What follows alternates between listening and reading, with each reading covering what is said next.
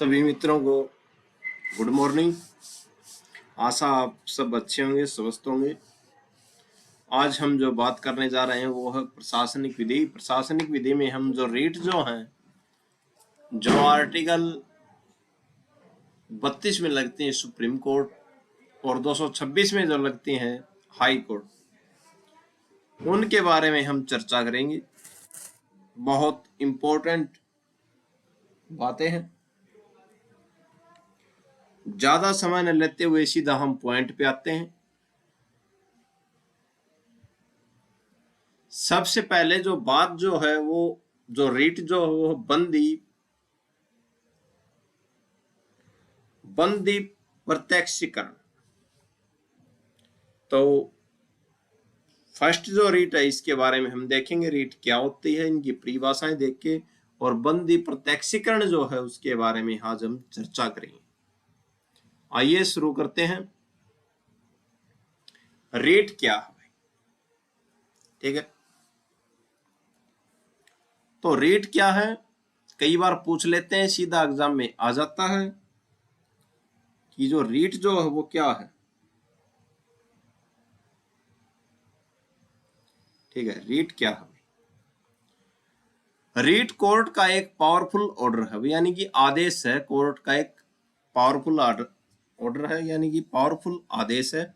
अगर सरकार या कोई अधिकारी आपके अधिकारों को छीनता है, या सरकार या कोई अधिकारी जो पद पर बैठा, कोई भी अधिकारी अगर आपके अधिकारों को छीनता है, तो आप सीधे हाई कोर्ट अनुच्छेद 226 या सुप्रीम कोर्ट अनुच्छेद 32, भारत ये संविधान के अनुच्छेद हैं 226 और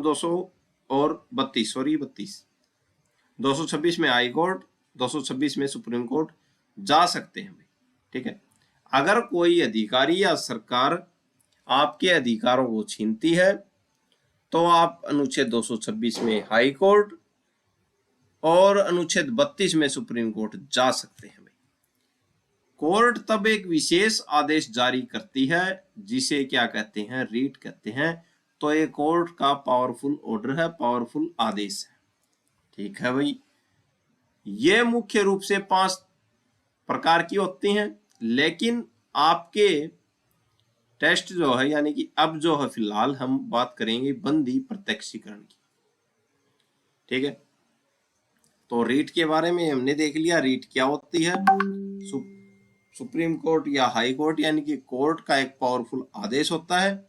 कोई सरकार या कोई अधिकारी अगर आपके अधिकारों को छीनता है तो आप सीधा सुप्रीम कोर्ट और हाई कोर्ट में जा सकते हैं। तब कोर्ट एक विशेष आदेश जारी करता है जिसे क्या कहते हैं, रीट कहते हैं। ये 5 प्रकार की होते हैं। हम बात कर रहे हैं बंदी प्रत्यक्षीकरण। धीरे धीरे हम 5 पे बात करेंगे। ये जो क्लास जो है प्रशासनिक विधि की क्लास है और उसी में आता है ये टॉपिक रीट का, ठीक है। और कई बार एग्जाम में सीधे सीधे देखने को मिल जाता है। तो बंदी प्रत्यक्षीकरण क्या है? इसका लैटिन मतलब होता है शरीर को पेश करो, ठीक है। तो जो बंदी प्रत्यक्षीकरण जो होता है इसका मतलब होता है कि शरीर को पेश करो। मान लीजिए पुलिस ने या किसी व्यक्ति ने किसी को गैर कानूनी तरीके से पकड़कर जेल या कमरे में बंद कर दिया, ठीक है भाई। तो कोर्ट यह रीट जारी करता है। इसमें 2 मुख्य बातें होती हैं। तो यह रीट कब जारी की जाती है? जब किसी व्यक्ति ने या किसी पुलिस अधिकारी ने किसी को गैर कानूनी तरीके से पकड़कर जेल या कमरे में बंद कर दिया तो कोर्ट यह रीट जारी करती है बंदी प्रत्यक्षीकरण की, ठीक है। इसमें 2 मुख्य बातें होती हैं भाई। कोर्ट का आदेश भाई, ठीक है। कोर्ट उस अधिकारी से कहती है कि जिसने वो पकड़ा है, उस अधिकारी से कहती है जिस व्यक्ति को तुमने पकड़ा है उसे हमारे सामने लाओ, ठीक है भाई। तो ये कोर्ट का आदेश में पहली बात ये है, ठीक है। अब जांच, कोर्ट पूछती है कि तुमने इसे किस कानून के तहत पकड़ा है, ठीक है। अगर पुलिस अधिकारी के पास कोई ठोस कानूनी वजह नहीं होती तो कोर्ट उसे तुरंत छोड़ने का आदेश देता है, ठीक है। तो 2 मुख्य बात होती हैं कोर्ट के आदेश में। कौन सी? एक तो कोर्ट का आदेश है जो कोर्ट ये रीट जारी करता है इसमें दो मुख्य बातें होती हैं। एक तो कोर्ट का आदेश है, कोर्ट कहता है कि तुमने जिस व्यक्ति को पकड़ा है उसको हमारे सामने लेके आओ भाई, ठीक है। गैर कानूनी अगर पकड़ा है तो सीधी बात है लेके आओ, कहाँ पे हो। अब ले आए तो कोर्ट पूछता है किससे, अधिकारी से, कि तुमने इसे किस कानून के तहत पकड़ा, क्यों पकड़ा है इसको। अगर पुलिस अधिकारी के पास कोई ठोस कानूनी वजह नहीं होती तो कोर्ट उसे छोड़ने का आदेश दे देता है, ठीक है। आगे बात करते हैं। आगे है 3 सबसे जरूरी बातें हैं, ठीक है। कौन कौन सी? 24 घंटे का नियम भाई। संविधान कहता है कि अगर पुलिस किसी को गिरफ्तार करती है तो उसे 24 घंटे के भीतर मजिस्ट्रेट यानी कि जज के सामने पेश करना ही होगा, ठीक है भाई। अगर पुलिस ऐसा नहीं करती यानी कि जज के सामने पेश नहीं करती मजिस्ट्रेट के सामने 24 घंटे में, तो वह गिरफ्तारी गैर कानूनी मानी जाएगी भाई, ठीक है भाई। और बंदी प्रत्यक्षीकरण रीट के जरिए उस व्यक्ति को छुड़ाया जा सकता है। 24 घंटे का टाइम होता है, 24 घंटे का नहीं। अगर 24 घंटे गिरफ्तारी करे हो गए और पुलिस ने उसको मजिस्ट्रेट के सामने पेश नहीं किया तो क्या है, गिरफ्तारी गैर कानूनी मानी जाएगी। बंदी प्रत्यक्षीकरण रीट के जरिए उस व्यक्ति को छुड़वाया जा सकता है, ठीक है। बात नंबर 1 हो गई। बात नंबर 2, सिर्फ जेल से बाहर निकालना ही नहीं, जेल के अंदर का बर्ताव भी, ठीक है। पहले माना जाता था कि यह रीट सिर्फ जेल से बाहर आने के लिए है, ठीक है भाई। लेकिन सुनील बत्रा वाले केस के बाद कोर्ट ने कहा, कोर्ट ने क्या कहा, केस था सुनील बत्रा का। पहले क्या बोलते थे कि यह रीट सिर्फ जेल से बाहर आने के लिए होती है, लेकिन सुनील बत्रा वाले केस में कोर्ट ने कहा था, क्या कहा था, अगर कोई कैदी जेल के अंदर और जेलर उसके साथ अमानवीय व्यवहार, मारपीट, गंदी जगह पर रखना, इलाज न देना कर रहा है तो भी यह रीट लगाई जा सकती है। कौन सी? बंदी प्रत्यक्षीकरण की, ठीक है। तो पहले ये माना जाता था कि जेल से बाहर लाने के लिए, लेकिन सुनील बत्रा वाले मामले में कोर्ट ने कहा अगर कोई जेलर कैदी के साथ गंदी जगह पे रखना, उसका इलाज न करवाना, मारपीट करना, तो ये रीट लगाई जा सकती है। यानी यह रीट कैदी के मानव अधिकारों की रक्षा करती। कौन सी? बंदी प्रत्यक्षीकरण की। बात नंबर 3 आ जाती है, ठीक है। कौन सी? चिट्ठी भी बन सकती है अर्जी, यानी कि किसी ने चिट्ठी भेज दी तो वो भी क्या बन सकती है? अर्जी, PIL बन सकती है, ठीक है। अगर कोई कैदी खुद कोर्ट नहीं जा पा रहा, कोई कैदी हो खुद कोर्ट नहीं जा पा रहा, तो उसका कोई दोस्त या कोई दूसरा कैदी जज को सिर्फ एक चिट्ठी लिखकर भी बता सकता है। कोर्ट उस चिट्ठी को ही रीट याचिका मानकर सुनवाई शुरू कर सकता है। इसे लौकिकवाद, ठीक है, का हिस्सा माना जाता है। तो चिट्ठी भी क्या बन सकती है? PIL बन सकती है। आगे बात करते हैं। आगे है सारांश। यह रीट आपकी व्यक्तिगत आजादी का सबसे बड़ा हथियार है। कौन सा? बंदी प्रत्यक्षीकरण। तो व्यक्तिगत जो आजादी है उसका सबसे बड़ा हथियार है। अगर कोई भी, चाहे वो सरकार हो या पुलिस हो, आपको बिना किसी जायज कानूनी वजह के कैद करता है, ठीक है, यानी कि बिना किसी जायज कानूनी वजह से कैद करता है, तो आप कोर्ट जाकर इस रीट के जरिए आपको आजादी पा सकते हैं। कौन सी रीट के जरिए? बंदी प्रत्यक्षीकरण के जरिए। अब एक केस था, मेनका गांधी का केस था। मेनका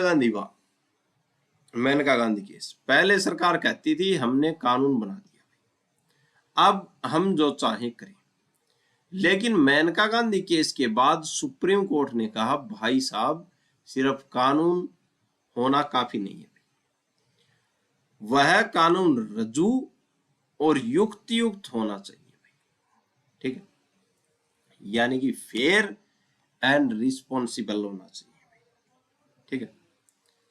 तो मेनका गांधी वाला जो केस था इसमें बात कही थी कि कानून सिर्फ कानून होना काफी नहीं है, वह कानून फेयर एंड रिस्पॉन्सिबल होना चाहिए, ये बात कोर्ट ने कही थी। ठीक है, युक्तियुक्त कानून होना चाहिए, मतलब कानून ऐसा हो, ऐसा न हो कि किसी को भी उठाकर जेल में डाल दे। कानून को न्यायपूर्ण यानी कि फेयर होना पड़ेगा, वरना कोर्ट उसे रद्द क्या है, वरना कोर्ट उसे रद्द कर देगा। ठीक है, तो ये बात इस केस में कोर्ट ने कही थी। बात नंबर आ जाती 4। बात नंबर 4 क्या है, तो बात नंबर 4 में क्या कहा गया है,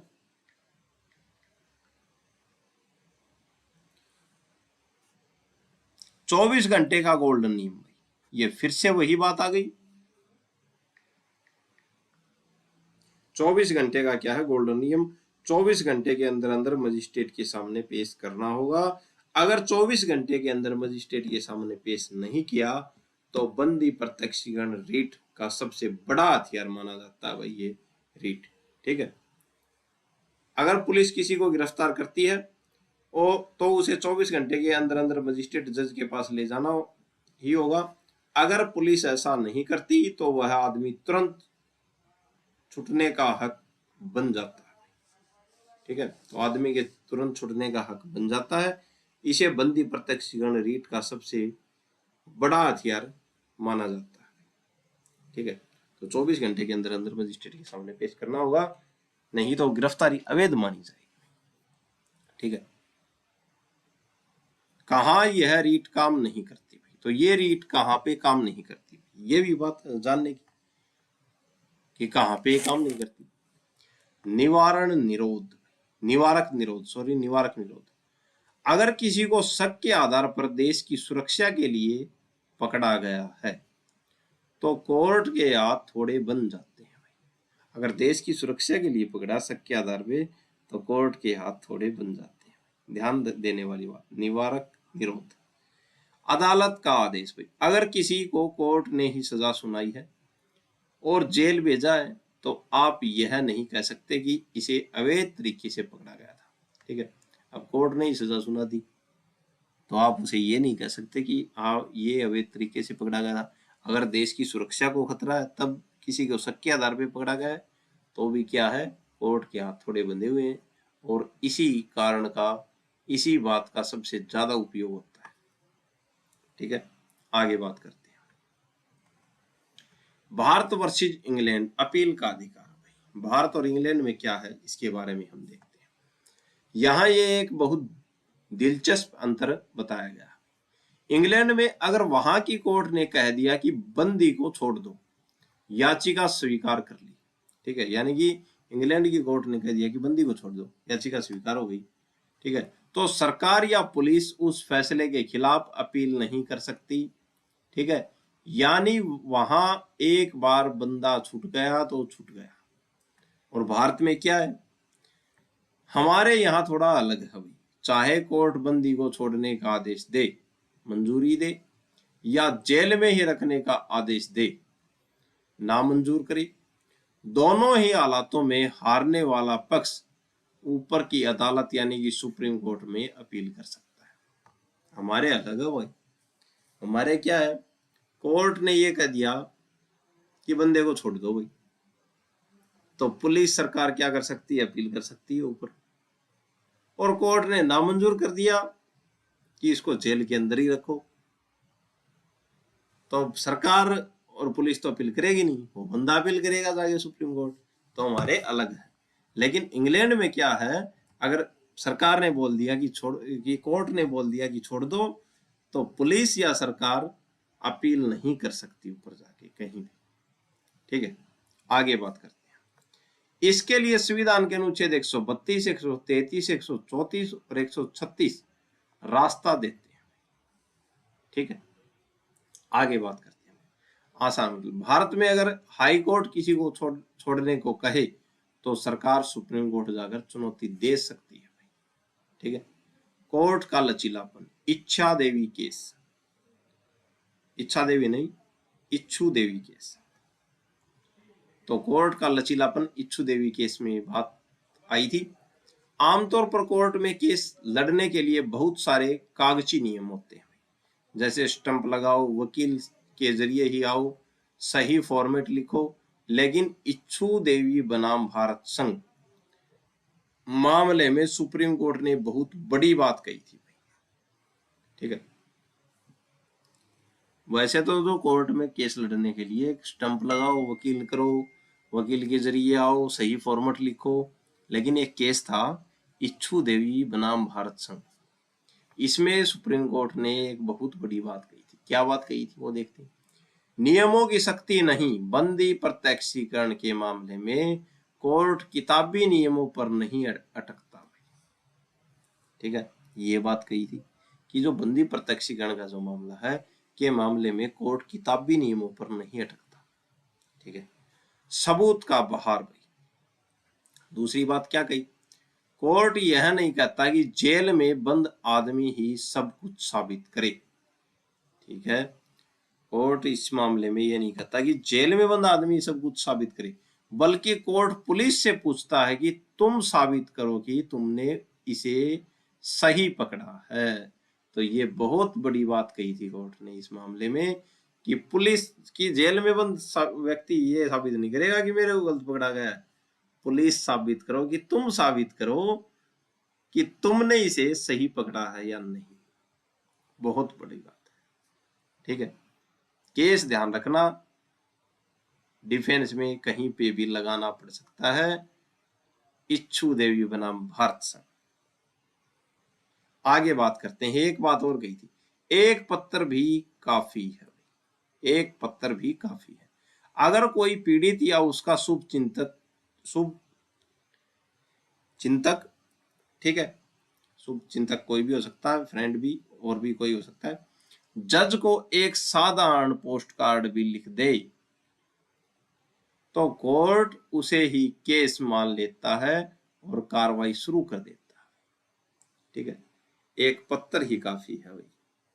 ठीक है, अगर जो पीड़ित है उसका कोई शुभ चिंतक जज को एक साधारण पत्र पोस्ट कार्ड ही लिख दे तो उसे ही केस मान लिया जाता है और कार्रवाई शुरू कर दी जाती है। तो ये बहुत बड़ी बात कही थी इस केस में, ध्यान देने योग्य, कहीं पे भी हमारे काम आ सकता है केस। आगे बात करते हैं। जरूरी नहीं कि आपको जंजीरों में बांधा गया हो।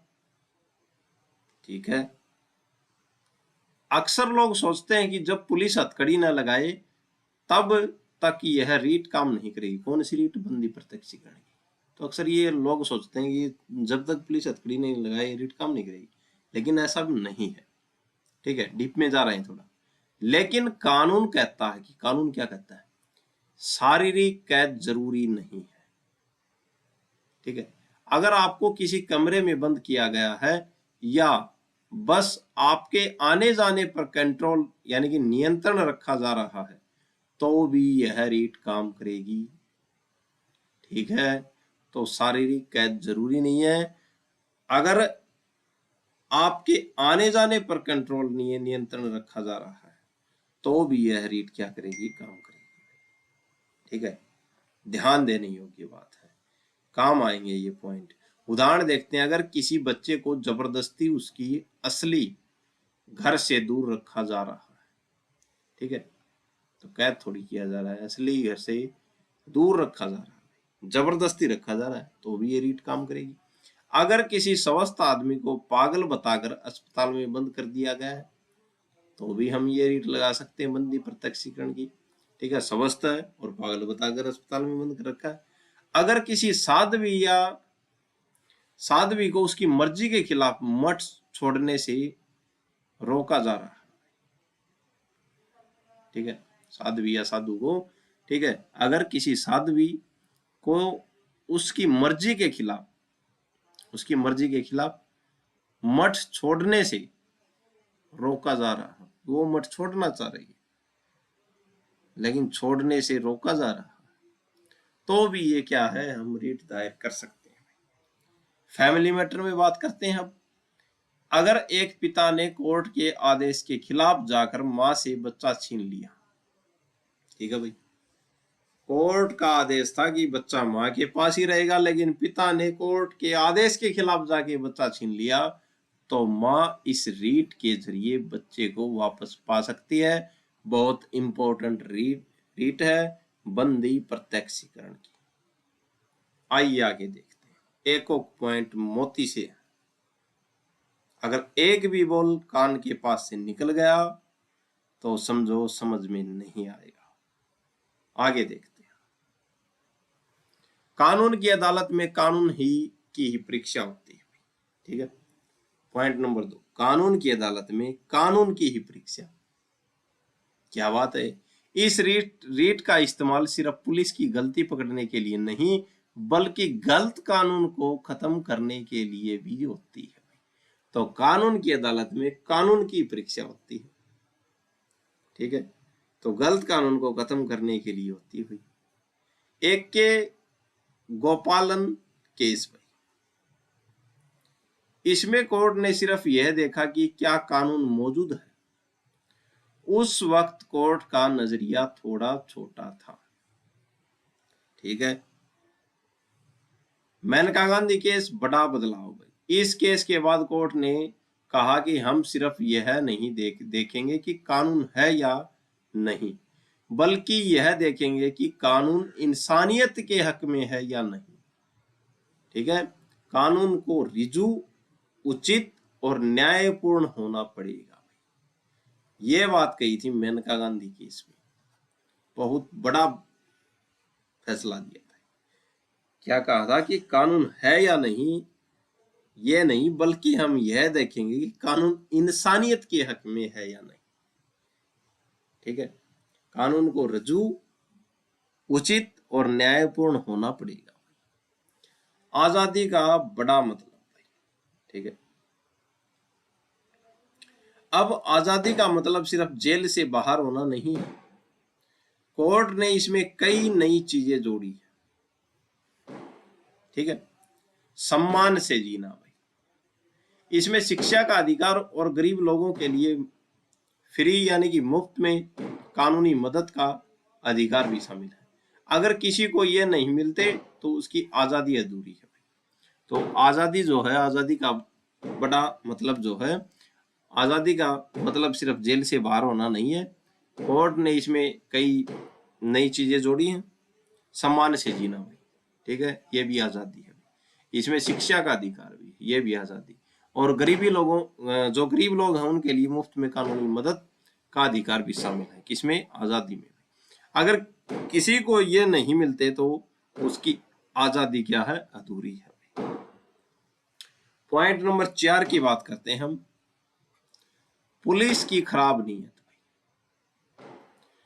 अगर पुलिस ने आपको किसी कानून के तहत पकड़ा भी है, लेकिन उसकी नीयत खराब है, जैसे बदला लेने के लिए या किसी और गलत फायदे के लिए, तो कोर्ट आपको छोड़ देगा। ठीक है, तो अगर पुलिस की गलत नीयत है, अगर पुलिस ने आपको किसी कानून के तहत पकड़ा है लेकिन उसकी नीयत गलत है, जैसे बदला लेने के लिए या किसी और गलत फायदे के लिए, तो कोर्ट आपको क्या कर देगा? छोड़ देगा। सावधान, अगर आप पुलिस पर खराब नीयत का आरोप लगाते हैं तो उसे साबित करने की जिम्मेदारी आपकी यानी याची की होती है। ठीक है, तो साबित करना पड़ेगा आपको, ठीक है, कि पुलिस ने मेरे को खराब नीयत के दौरान पकड़ा है। ठीक है, आइए आगे देखते हैं। इमरजेंसी यानी कि आपातकाल का सबक। आपातकाल में क्या होता था? पहले क्या होता था कि अगर देश में आपातकाल लगा हो तो राष्ट्रपति आपकी आजादी आर्टिकल 21 छीन सकते थे। ठीक है, लेकिन 1978 में 44वें संविधान संशोधन के बाद नियम बदला गया। तो पहले क्या होता था कि आपातकाल लग गया तो राष्ट्रपति आर्टिकल 21 आपकी आजादी छीन सकते थे, लेकिन 1978 में 44वां संविधान संशोधन हुआ था, इसमें क्या करती, नियम बदल दिए गए। अब नियम क्या है? चाहे देश में इमरजेंसी ही क्यों ना हो, यानी कि आपातकाल ही क्यों न लगी हो, सरकार आपकी जान और आजादी का हक नहीं छीन सकती भाई। ठीक है, आप बंदी प्रत्यक्षीकरण रीट हर वक्त आपके पास उपलब्ध है भाई। ठीक है, एक केस था हुसैनारा खातून केस, जल्द इंसाफ का हक भाई। बिहार की जेलों में कई लोग ऐसे बंद थे जिनका केस सालों से शुरू ही नहीं हुआ था। वे अपनी संभावित सजा से भी ज्यादा समय जेल में काट चुके थे। ठीक है, कोर्ट ने क्या कहा, अगर आप किसी केस सालों तक लटकाए रखते हैं तो यह उसकी आजादी का अपमान है। शीघ्र विचारण यानी कि जल्दी सुनवाई हर नागरिक का हक है। ये हुसैन नारा खातून के केस में बात कही थी कोर्ट ने कि आप जल्दी, आप अगर केस को लटकाते हैं तो आजादी का अपमान है। तो शीघ्र विचारण यानी जल्दी सुनवाई हर नागरिक का हक है। असर क्या हुआ, कोर्ट ने हजारों कैदियों को एक साथ रिहा करने का आदेश दिया इस केस में। ठीक है, आगे बात करते हैं। केशोर सिंह केस, कैदी भी इंसाफ है, कैदी भी क्या है, इंसान है, सॉरी इंसाफ, कैदी भी इंसान है। केशोर सिंह केस है, इसमें बोला था कैदी भी क्या है, इंसान है। इस केस में एक कैदी को पुलिस ने बहुत मारा पीटा और उसे 8 से 9 महीने तक हथकड़ी लगाकर अकेली कोठड़ी में रखा, यानी कि अकेले रखा, अलग जो कोठड़ी होती है उसमें रखा। वजह क्या थी कि वह जेल से मटर गश्ती करता था। कि क्या करता था वो, जेल में मटर गश्ती करता था। ठीक है भाई, फिर क्या किया, 8-9 महीने तक हथकड़ी लगा के क्या किया, कोठड़ी में रखा, उसको बहुत मारा पीटा। अब कोर्ट ने क्या कहा, जस्टिस थे कृष्ण अय्यर, तो इनने कड़क फैसला दिया भाई। ठीक है, क्या फैसला दिया, जस्टिस कृष्ण अय्यर का कड़क फैसला। उन्होंने कहा कि जेल अधिकारियों की सनक पर किसी की गरिमा, किसी की मानव गरिमा को खत्म नहीं किया जा सकता। ठीक है, तो कृष्ण अय्यर ने कहा था, जस्टिस थे उस समय, उन्होंने कहा था कि जेल अधिकारियों की सनक पर किसी की मानव गरिमा को खत्म नहीं किया जा सकता। सबक, हथकड़ी लगाना या अकेले बंद करना अमानवीय है। कोर्ट ने कहा कि पुलिस को ट्रेनिंग की जरूरत है ताकि वे इंसानों के साथ इंसानों जैसा बर्ताव करें। तो बहुत बड़ी बात कही थी जस्टिस कृष्ण अय्यर ने इस केस में कि जो है पुलिस अधिकारी जो हैं, यानी कि जेल अधिकारियों की सनक पर किसी की मानव गरिमा को खत्म नहीं किया जा सकता। हथकड़ी लगाना या अकेले बंद करना अमानवीय है भाई, मानवीय नहीं है ये। कोर्ट ने कहा कि पुलिस को ट्रेनिंग की जरूरत है कि इंसानों के साथ इंसानों जैसा बर्ताव करे। ठीक है, ये केस भी काम आ सकता है कहीं ना कहीं। ठीक है, अगर कोई, फिर अगला केस जो है वो है वीना सेठी केस, भूली हुई जिंदगी। ठीक है, हजारीबाग जेल में कुछ लोग ऐसे थे जिन्हें पागल बताकर जेल में डाल दिया गया था।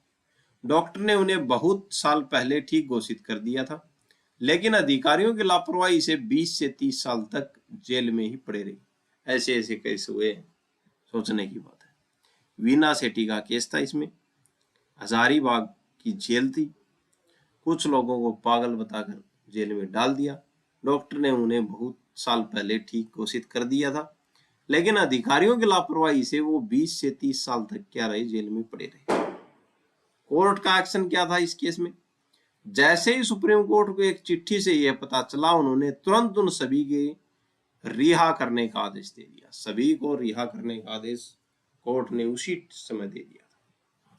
ठीक है, तो आज जो हमने बात की है सभी आजादी के बारे में, बंदी प्रत्यक्षीकरण, ठीक है, और इन केसों में भी इन्हीं जो रीट जो थी बंदी प्रत्यक्षीकरण का उपयोग हुआ था।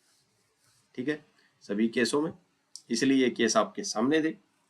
और इमरजेंसी का जो आर्टिकल 21 होता था 1978 से पहले, वो राष्ट्रपति द्वारा छीन सकते थे भाई उस समय। ठीक है, लेकिन 1978 में 44वां संविधान संशोधन करके ये नियम बना दिया कि अब जो बंदी प्रत्यक्षीकरण की रीट हर वक्त आपके पास उपलब्ध है, आपातकाल में भी जान और आजादी का हक नहीं छीन सकते। ठीक है, तो आज हमने बंदी प्रत्यक्षीकरण के बारे में देखा, रीट के बारे में। आगे हम अगली रीट के बारे में देखेंगे। आज के लिए इतना ही। आशा है आपको अच्छा लगा होगा, समझ में आया होगा। ज्यादा से ज्यादा चैनल को लाइक करें, शेयर करें, सब्सक्राइब करें। आज के लिए इतना ही। धन्यवाद।